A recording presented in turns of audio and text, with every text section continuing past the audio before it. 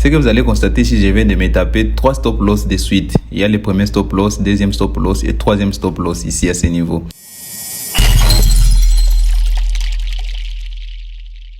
Bonjour tout le monde, j'espère sincèrement que vous allez bien. Dans cette vidéo, je vais vous montrer le backtesting.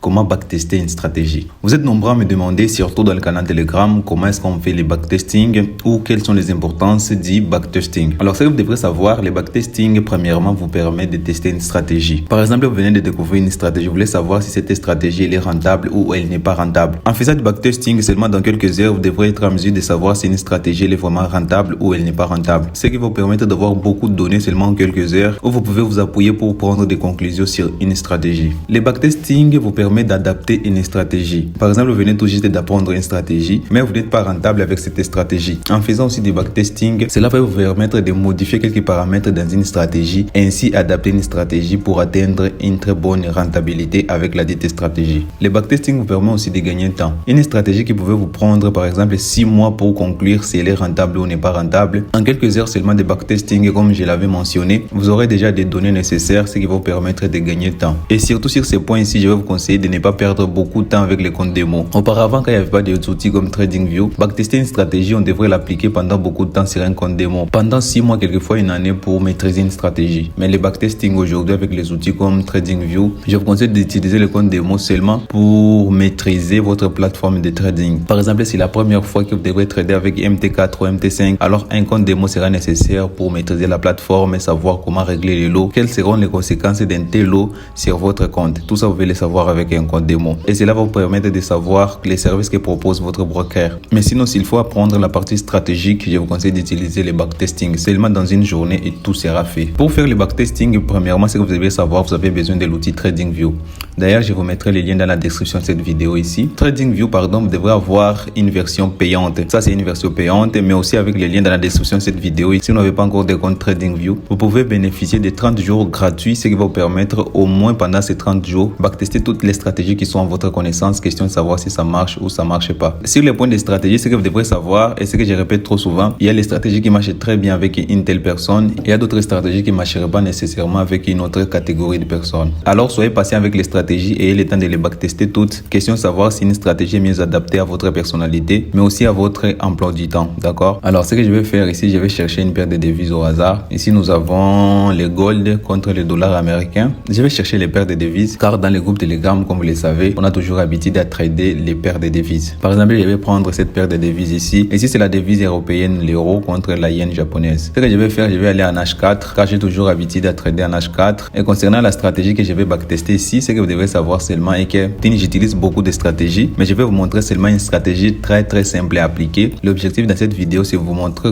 quelle est l'efficacité du backtesting. Ici, nous sommes déjà, quel mois? Nous sommes le mois d'octobre. On est déjà en 2022. Je pense que c'est déjà très loin. Je peux commencer tout juste ici. Quand vous voulez backtester une stratégie, je vous conseille de ne pas trop vous attarder sur les graphiques, car cela serait considéré comme vous mentir à vous-même, d'accord? Vous n'avez pas besoin de comprendre comment est-ce que les prix a évolué avant de faire le backtesting. Rentrez directement en arrière et choisissez un endroit au hasard, par exemple ici, et directement commencer ici comme si le prix actuel était tout juste à ce niveau ici. Cela va vous permettre de faire une parfaite assimilation. Alors, la stratégie que je vais faire, c'est la stratégie des breakouts. D'ailleurs, je vais écrire. C'est la stratégie des breakouts. La stratégie des breakouts, c'est la stratégie que je vais utiliser. Alors, je voulais préciser une autre chose pour que vous n'appliquiez pas cette stratégie comme je vais le faire dans ces backtesting ici, et que cette stratégie demande aussi des confirmations, d'accord? Mais dans cette vidéo, si je ne vais pas m'attarder dans les confirmations, sinon la vidéo peut prendre beaucoup de temps. Ce que je vais faire, je vais aller directement en respectant le money management et en respectant seulement les cassures, rien d'autre. Je vais utiliser les trend lines. À chaque fois qu'il y a une cassure de trend line, je vais passer directement en position. Alors ici, j'ai ma trend line ici. Je vais laisser les prix évoluer. Par exemple, à ce niveau ici, il y a une cassure à ce niveau ici. Directement, je vais prendre une position à la baisse. Je mets les stop loss tout juste ici, légèrement supérieur au plus haut précédent. Je vais aller chercher les take profit. Je dois aller chercher un ratio de 2 au minimum. Ce qui va vous permettre de comprendre comment le money management est très important dans le trading, d'accord? Ce qui va nous permettre aussi de comprendre combien le money management est super important dans le trading. Notre take profit est déjà touché. Ce que je vais faire, je vais directement chercher notre opportunité. Comme elle est prise à la baisse, je vais chercher la casser. Ici, vous allez voir que les trendlines que je vais dessiner, ce sont seulement les trendlines des supports, comme cette trendline ici. C'est la ligne de tendance des supports. Et je vais tracer aussi d'autres lignes de tendance de résistance. Quand les prix évoluent à la hausse, je vais chercher les cassures de la ligne de tendance support. Et quand les prix évoluent à la baisse, je vais chercher les cassures de la ligne de tendance et résistance. Alors, je laisse les prix évoluer. Si vous allez constater ici, ma ligne de tendance est cassée, ce qui me permet d'aller prendre une position à la hausse de cette façon. Mon stop loss est tout juste ici, à ce niveau ici, légèrement supérieur, légèrement inférieur au dernier plus bas. Et je dois respecter les ratios risque-gain de 2, au minimum de 2. De cette façon, ça c'est le minimum. Et puis je laisse évoluer les prix. Notre take profit ici est touché. Directement, je commence bien avec cette petite stratégie. Je vais faire aussi de cette façon ici. Nous avons aussi une petite cassure ici, ce qui me permet, selon ma stratégie, de passer directement à la baisse ici, avec un très bon ratio. Ratio risque-gain de 2 au minimum. Et je vais laisser les prix évoluer. Ça, je vais raccourcir ici jusqu'au take profit. Ça aussi, je vais raccourcir ici jusqu'au take profit. Alors, je laisse. Je pense que notre take profit est touché à ce niveau ici. Je vais commencer déjà à chercher notre opportunité. Je vais voir ce que ça va donner. Ok, les prix évoluent. Nous avons une cassure ici, comme toujours. Quand nous avons une cassure de notre trendline ici. D'ailleurs, je vais zoomer ici pour que vous voyez tout ça très bien. Sinon, ça sera comme quelque chose. C'est comme ça. Nous avons les premiers touchés ici, les deuxièmes touchés ici, et puis le troisième touché a été cassé. C'est ça les breakouts, c'est ça la stratégie des breakouts. Il s'agit seulement de chercher les cassures. Faites très attention avec cette stratégie, car là, on est en train de trader en contre-tendance. C'est une des stratégies très dangereuses, mais c'est une des stratégies qui donne beaucoup de gains. Avec cette stratégie ici, il faut beaucoup capitaliser sur le money management. Car par exemple, le prix peut aller à la hausse de cette façon, aller beaucoup plus à la hausse. Et ici, je peux me taper des stop loss, stop loss, stop loss. C'est pourquoi je dois veiller à ce que ce soit des tout petits stop loss. Par exemple, 1% de mon capital. Avec 1% de mon capital, là, je ne peux pas être en faillite. Alors, je laisse évoluer les prix. Un autre take profit ici. Nous avons déjà un autre take profit ici. Ce que je vais faire, je vais tracer une trendline ici. Je pense que j'ai déjà fait une vidéo où je vous explique. Je vais la mettre tout juste à la fin de cette vidéo où je vous explique comment dessiner les trendlines. Il y a une petite cassure ici. Alors là, c'est déjà confirmé. Les prix ont été cassés. Je vais partir directement à la baisse à ce niveau ici. J'ai un très bon stop loss. Mon take profit, ration de 2 au minimum. Sachez seulement que vous pouvez aller jusqu'à beaucoup de rations, mais ici je vais essayer seulement ration 2.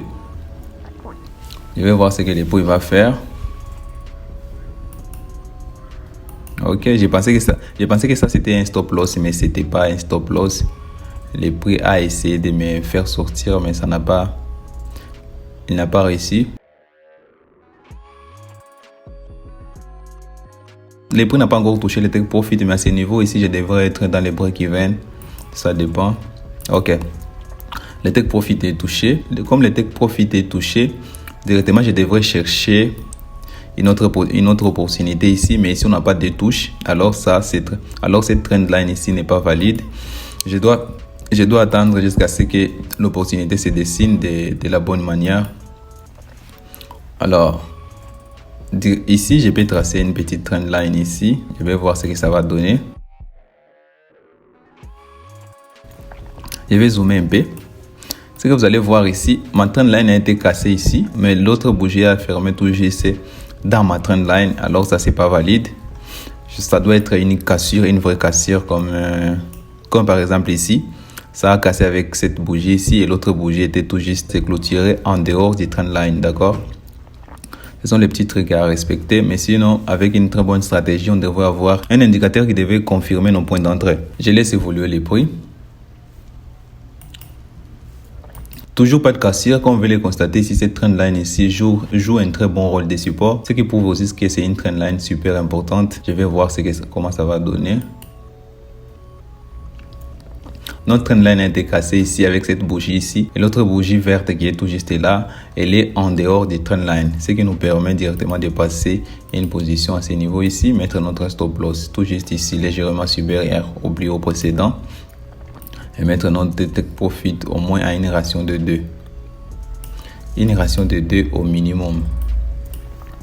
Et puis on va laisser les prix évoluer.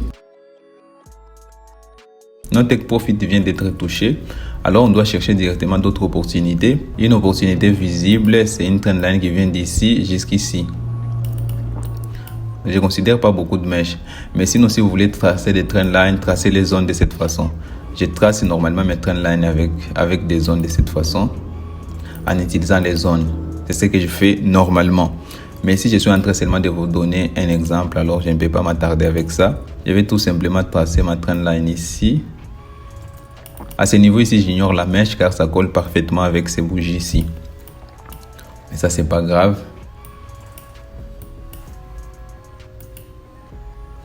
La trendline a été cassée à ce niveau ici. La trendline vient d'être cassée à ce niveau ici, ce qui me permet directement de prendre une position à la hausse.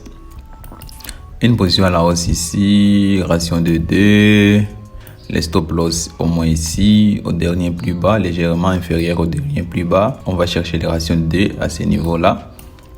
Et puis on laisse les prix évoluer. Ok, ça c'est intéressant, on était à profit ici, mais le prix est parti toucher mon stop loss. Au moins dans ma gestion trading, ici je serais sorti en break-even. Bon, on ne va pas compter ça, c'est une perte déjà enregistrée. On continue, je vais chercher notre stratégie et je vais chercher une autre opportunité ici, à ce niveau ici. Et je vais laisser les prix évoluer. Alors ici aussi, il y a une autre opportunité possible. Voilà, à ce niveau ici. Il y a aussi une autre opportunité possible. Je vais vous expliquer ça après. Ici, je dois attendre une cassure ici. Surtout si les prix ne cassent pas les niveaux ici, ça va me donner beaucoup de raisons de passer à la baisse de cette façon. Si seulement cette trendline est cassée, ça dépend. Je vais voir l'évolution, comment est-ce que ça va évoluer. Alors, les prix est cassé. La première bougie a cassé, la deuxième bougie aussi, la troisième et la quatrième bougie sont à l'extérieur du trendline. Ça me permet directement de partir à la baisse de cette façon avec un très bon ratio risque-gain car le plus haut précédent est tout juste à ce niveau ici. Ration de 2, j'ai déjà les rations de 2. Ça l'avantage avec les opportunités, avec le meilleur ratio risque-gain. Les prix n'ont pas besoin de se déplacer beaucoup pour toucher mon take profit. Comme vous voulez voir ici, les prix n'ont pas besoin de se déplacer beaucoup pour aller toucher mon take profit. Car les ratios risque-gain est tout juste super. Je devrais dessiner une autre trendline ici, mais ça ne va pas marcher, c'est pas valide. Alors je dois laisser les opportunités se dessiner. Mais sinon, à ce niveau ici, je peux déjà élargir. Mais comme vous pouvez le constater, nous avons les deux points ici qui sont tout juste tout près de la trendline ici, la ligne de tendance. Ce que je vais faire, je vais la remplacer avec une zone pour voir tout ça très bien. Au lieu d'une simple ligne, je vais la remplacer avec une zone de cette façon. Selon d'autres stratégies, on devrait passer directement à la baisse ici, mais ce n'est pas la stratégie que moi j'utilise. Rappelez-vous que dans le trading, on doit parfaitement respecter le plan de trading. Mon plan de trading est de trader seulement les cassures. Alors cette position ici, ça ne m'intéresse pas. Je dois attendre que les prix cassent directement ici à ce niveau. Ma trendline n'est pas encore cassée, alors je vais laisser. Elle a été cassée ici, mais c'est que vous allez constater que l'autre bougie a clôturé tout juste à l'intérieur du trendline. Ça, c'est pas encore intéressant. Je voulais encore expliquer. Et je vous explique une fois de plus.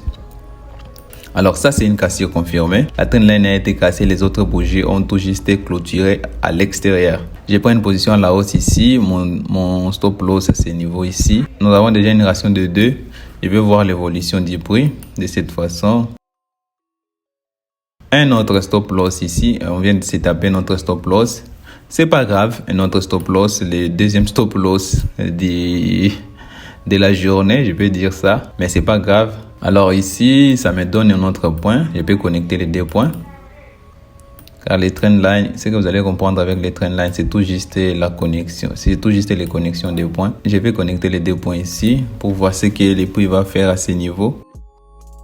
Les prix à casser, ce que je vais faire, c'est réduire ça et puis cloner seulement. Pour ne pas beaucoup dessiner, je vais prendre ça mettre tout juste ici. Jusqu'ici, les prix en range. Comme je suis en train de trader avec une stratégie, j'ai déjà un plan de trading. Je ne vais pas sortir en position à ce niveau ici. C'est très bien d'être fort psychologiquement, d'accord? Ça a déjà touché, mon stop loss est déjà touché, mais je vais laisser voir l'évolution du prix. Car c'est en range, je n'ai rien à faire. Alors directement, je dois chercher notre opportunité. J'ai déjà 2 points, 3 points à connecter ici. Je vais connecter les 3 points ici. Ces 3 points peuvent être invisibles pour les yeux non adaptés. Mais ici, nous avons 3 points, les gars. Ce sont ici les 3 points. 1, 2, 3. Et il y a une cassure ici déjà confirmée, d'accord? Je voulais zoomer un peu pour que vous voyez tout ça. Il y a une cassure confirmée, ce qui confirme déjà ma stratégie. Je vais partir à la baisse avec un très bon ratio risque-gain ici. Risque de 2. D'accord. Je vais voir ce que les prix va faire. Alors, ici, je viens de me taper notre loss ici. Alors, je vais zoomer un peu. Très intéressant. Je voulais vous expliquer. Je voulais au moins arriver à ce niveau ici. Je n'avais pas de loss depuis que j'ai commencé. Ce que vous allez constater si je viens de me taper 3 stop loss de suite. Il y a le premier stop loss, deuxième stop loss et troisième stop loss ici à ce niveau. Par exemple, si j'avais commencé le backtesting tout juste à ce niveau ici et directement je commence par le stop loss. Ce que beaucoup de débutants déduisent est que la stratégie n'est pas rentable. Mais comme vous étiez là au début de la stratégie, vous pouvez voir que la stratégie elle est bien sûr rentable. Sauf que nous sommes dans une période où on est en train de récolter les pertes. Et dans le trading, ça existe les gars. Même avec la stratégie la plus rentable, ça arrive des fois que vous avez une semaine de loss. Pendant toute la semaine, vous êtes là, vous tapez que des stop loss. Et les débutants, qu'est-ce qu'ils font? Ils vont directement changer la stratégie en disant que cette stratégie n'est pas rentable. Au moins, les personnes qui ont été là depuis le début comprennent bien que la stratégie, elle est bien sûr rentable. Sauf que nous sommes dans une période de perte et ça arrive très bien. Préparez-vous psychologiquement avec ça. Ce que moi je vais faire à ce niveau ici, je ne vais pas changer la stratégie. Je vais continuer avec cette même stratégie et puis je vais arriver dans une période où je vais commencer encore à faire les take profit comme c'était au début. Alors ici, c'est cassé. Je vais partir directement à la baisse. Mon stop loss ici. Je ne change rien les gars. Je ne vais rien changer de ma stratégie. Je vais continuer seulement de cette façon. Même si je me tape encore un stop loss ici, je vais continuer seulement de cette façon. Le take profit est arrivé ici avec un très grand ratio. Si j'aurais parti jusqu'ici, j'aurais eu un ratio de 3.5 ou de 4 par exemple. Je vais voir comment est-ce que les prix va évoluer encore ici. Ok. Si j'aurais parti jusqu'ici, j'aurais eu un ratio de 4 ou de 3.5. Avec un ratio de 3.5, j'ai déjà annulé tous les 3 pertes ici. Car ici, c'est 1%, 1%, 1%. Ici, j'ai déjà 3.5% de gains. Directement, j'ai 0,5% de gains. Imaginez-vous seulement abandonner la stratégie tout juste à ce niveau ici parce que vous êtes tapé 3 stop loss de suite. Malheureusement, c'est ce qui arrive trop souvent dans le trading et c'est ce qui fait à ce que le trading soit une activité très compliquée. Car abandonner, surtout pour les débutants, c'est très facile. Alors que le trading, en réalité, c'est tout juste le respect des règles et la discipline. Alors, je vais chercher encore une autre opportunité ici. Je laisse les prix évoluer. Waouh! Une nouvelle économique. Ça doit être une nouvelle économique. Le prix a cassé ma trendline ici et l'autre bougeait tout juste à l'extérieur de ma trendline, ce qui me permet de prendre une position à la hausse de cette façon ici. Chercher la ration des D. Surtout faites attention avec cette position ici. Normalement cette position ici, je ne vais pas vous conseiller de prendre des positions pareilles car les take profit, les stop loss idéal, ça doit se trouver à ce niveau ici. C'est ça le stop loss idéal. Et le take profit idéal, ça doit se trouver à ce niveau ici. C'est pourquoi avec les positions pareilles, je vous conseille pas, surtout si vous êtes débutant, je vous conseille pas de prendre les telles positions. Alors moi, je vais raccourcir. Ça, c'est le plus haut précédent. On est en train de former notre plus haut ici. Tout juste ici, légèrement supérieur au plus haut précédent. C'est là où je vais placer mon stop loss. Avec d'autres stratégies, j'aurais utilisé les retracements de Fibonacci. Mais c'est pas ça la stratégie que je voulais partager avec vous dans cette vidéo. Alors, je dois respecter cette stratégie que je compte partager avec vous dans cette vidéo et ne pas encore ajouter d'autres choses, d'accord? J'ai déjà mon take profit à ce niveau ici. Ici, j'ai une autre cassure ici. Et la bougie a déjà clôturé à l'extérieur. Ici, c'est intéressant. Moi, j'ai un stop loss très raisonnable. Et alors, je dois aller chercher un take profit de 2. C'est pas trop éloigné. Je suis sûr que les prix peuvent aller toucher là-bas. Ou toucher mon stop loss aussi, ça arrive. Ça dépend. Mince, ok. J'ai déjà les take profit à ce niveau ici. Mais aussi, ça prouve que les take profit à ce niveau ici auraient pu être touchés. C'est pas ce qui nous intéresse. J'ai déjà les stop loss, j'ai déjà les take profit. C'est le plus important. Alors, on va voir ça. Ici, je ne peux pas prendre, si ça casse ici, je ne peux pas prendre une vente, car seulement les premières touches, les deuxièmes touchés. Si on a un troisième touché ici, alors ça sera plus intéressant, d'accord? Je ne vais pas prendre des positions. Si ça casse directement ici, je ne vais pas prendre la position. Alors, ici, ça a cassé, ici, ça revient. Le prix est très éloigné de ma trendline. Je n'ai pas eu beaucoup de touches, alors je ne peux pas prendre cette position ici, malgré qu'il y a une possibilité que les prix fassent ça. Et à chercher ces points aussi, il y a beaucoup de possibilités. Je dois toujours respecter mon plan de trading. À la recherche d'une autre opportunité ici.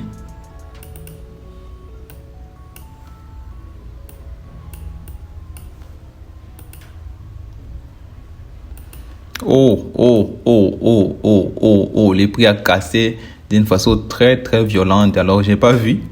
La position est passée. Alors, si je vais vous expliquer notre trait qui arrive dans le trading, ça arrivera que vous avez fait une très bonne analyse, mais les prix vous a laissé. Dans cette situation, qu'est-ce qu'il faut faire? Il faut laisser les prix évoluer. Par exemple, ici, j'ai trouvé les prix à ce niveau ici. Par exemple, à ce niveau ici. Alors, c'est pas raisonnable d'entrer à ce niveau ici pour mettre mon stop loss ici. Et puis aller chercher les ratios risque-gain de 2, surtout juste à ce niveau, c'est pas vraiment raisonnable. Alors, je dois laisser seulement les prix évoluer. Les prix m'ont laissé, c'est normal, ça arrive souvent dans les trading. Alors, je laisse les prix évoluer. Mais aussi, je devrais chercher une autre cassure ici. Waouh, j'ai laissé ça. C'est une autre opportunité laissée à table. J'aurais cherché une autre cassure ici. Mais je vous ai dit que ça arrivera. De laisser les opportunités à table, c'est quelque chose de très normal dans le trading, d'accord? Je vais essayer de connecter les deux points ici pour voir comment est-ce que les prix va se comporter là-bas. Ok, c'est déjà validé. Ma trendline est déjà validée. J'ai la première connexion, la deuxième et la troisième connexion. À la cassure de cette trendline ici, je vais passer directement à la hausse. Je vais voir ce que ça va faire. Alors, il y a une cassure de cette trendline ici. Ce que je vais faire, je vais passer directement à la hausse ici. Placer mon stop loss à ce niveau ici. Mon stop loss ici, tout juste légèrement sur... ok. Et mon take profit tout juste à ce niveau ici. Mais ce que vous allez constater, je suis directement sur le prix actuel. Ici, sur mon ordinateur, c'est le 16/5/2023 à 8h49. Nous allons vérifier cette semaine comment est-ce que ça va donner cette dernière position. Mais sinon, avec cette petite stratégie ici, je m'attends à ça. Comme il y a eu une cassure ici, de cette façon, les prix peuvent revenir ici ou au minimum ici et puis aller toucher mon take profit. Surtout que mon take profit est au même niveau que ça pour aller former 3 creux. Je ne sais pas, ça peut aller toucher jusqu'ici. Vous allez voir vous-même au moins en temps réel ce que ça va faire. Je suis sûr que le prix va faire ces mêmes mouvements. Mais en attendant avec mon compte réel, je ne vais pas aller directement prendre cette position ici. Je dois aller faire aussi. Je dois aller regarder d'autres confirmations. Alors pour toutes les personnes qui ne savent pas comment dessiner les trendlines, je vous laisse cette vidéo ici où je vous montre comment dessiner les trendlines comme un pro. Alors on va essayer de voir les backtesting, les résultats du backtesting, d'accord? Le backtesting est fait pour ça. Le backtesting est fait pour avoir le résultat final de la stratégie. Alors ici, je vais calculer très rapidement les résultats finaux de la stratégie et nous allons calculer ensemble, d'accord? Au moins ici, nous avons la vision d'ensemble. On a commencé ici. Tous les take profits, je vais faire 2 et tous les stop loss, je vais faire -1. Car je suppose que je suis en train de risquer 1% et gagner 2%, d'accord? Alors ici, on commence 2, 4, 6, 8, 10, 12, -1, 9, 11, -1, 10, -1, 8, plus 2, 10, plus 2, 12, plus 2, 14. Ouais, je pense que c'est tout. On va voir ça si ça va continuer. Je vous prie d'aller regarder les graphiques. C'est HeroGPY. Je pense qu'on aura 16 ici. Bon, je pense qu'on aura 16 bien sûr. J'ai déjà 14%, ce que j'ai fait dans cette petite période ici. Ce qui me confirme que augmenter seulement quelques confirmations sur cette stratégie, j'aurai une très belle stratégie. Augmenter les confirmations, bien sûr. Si vous êtes en train de passer un challenge, ici vous avez déjà validé votre challenge. Car tout juste à la première phase, on vous demande seulement 8% du capital. Et à la deuxième phase, on vous demande seulement 5% du capital, ce qui fait 13% au total. Ici, on a fait quelque chose comme 14%. Déjà, vous avez votre compte financier, d'accord? Et le secret dans cette stratégie, c'est tout juste le money management. Mais sinon, si vous avez appris quelque chose dans cette vidéo, n'oubliez pas de la liker, de la partager. Si vous êtes nouveau sur cette chaîne, n'oubliez pas de vous abonner et activer la cloche de notification pour ne pas rater les prochaines mises à jour. D'ici là, portez-vous bien. On se retrouve très rapidement dans une nouvelle vidéo. Ciao!